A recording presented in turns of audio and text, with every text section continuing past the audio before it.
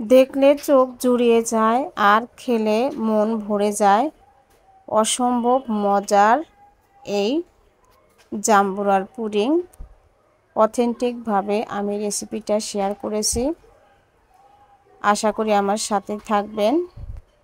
রেসিপিটা সম্পূর্ণ সহজভাবে আমি আপনাদেরকে দেখিয়েছি, খুব সহজে কিভাবে বানাতে পারবেন। তো দেখতেই পাচ্ছেন কতটা সুন্দর আর কতটা সফট হয়েছে। আমি কেটে আপনাদের দেখিয়ে দিচ্ছি।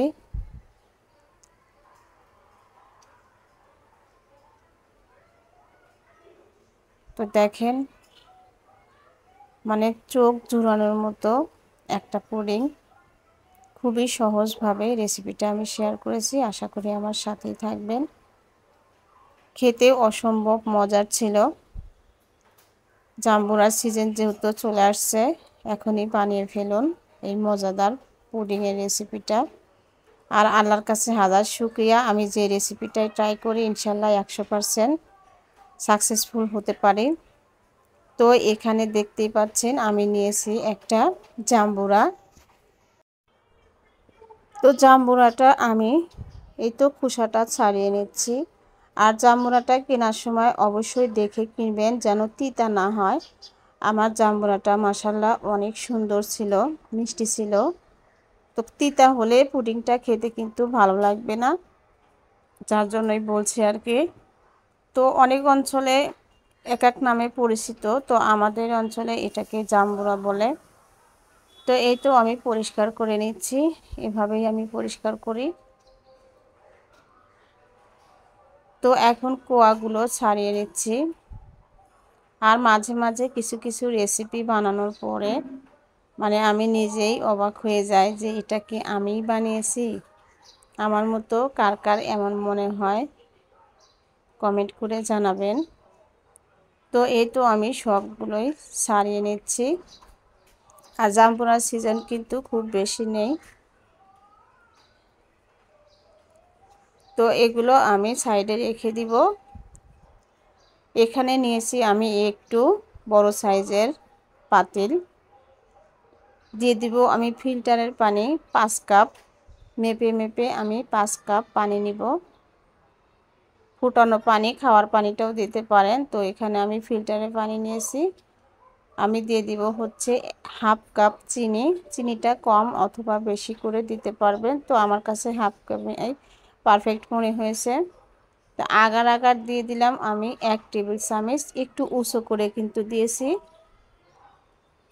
এবার আমি ভালো করে পানির সাথে মিশিয়ে নিচ্ছি। দেখতেই পাচ্ছেন। ধৈর্য সহকারে ভিডিওটা দেখবেন। আশা করি সবাই রেসিপিটা বানাতে পারবেন। আমি চলে আসছি চুলায়। আর আমি দিয়েছি ভ্যানিলা এসেন্স 1 চামচ। আর ভ্যানিলা এসেন্সটা না থাকলে সাদা এলাচ 2টো দিয়ে দিবেন, পরে উঠিয়ে ফেলে দিবেন। তো দেখতেই পাচ্ছেন আমার এটা কিন্তু ফুটে উঠেছে। চুলাটা বন্ধ করে দিয়েছি। তো এই মোল্ডের ভিতরে আমি ঢালবো। আমি কিছুটা ঘি ব্রাশ করে নিয়েছি। আপনার কাছে যেরকম মোল্ডে থাকুক না কেন ওখানে সেট করে নেবেন। তো এটা দেখতে বেশি সুন্দর লাগে, যার কারণে আমি এখানে সেট করছি আর কি। তো দেখতেই পাচ্ছেন আমি একে একে সবগুলোই কিন্তু এর মধ্যে দিয়ে দিচ্ছি। দিয়ে দেওয়ার পরে একটা কাঠিতে একটু নাড়াচাড়া করে দিবেন, না হলে একটু এরকম ঝাঁকি দিয়ে দিবেন। তো সারা রাত আমার নরমাল ফ্রিজে ছিল, সকালবেলা আমি বের করে নিয়েছি। তো এখন দেখব কেমন হয়েছে। তো মাশাআল্লাহ আলহামদুলিল্লাহ, আমি তো অনেক খুশি যে একদমই পারফেক্ট হয়েছে। যদিও এই সম্পর্কে কিন্তু আমার ধারণা অতটা ছিল না, আমি এর আগে করি নাই, এই প্রথম করলাম। তো অসম্ভব সুন্দর হয়েছে।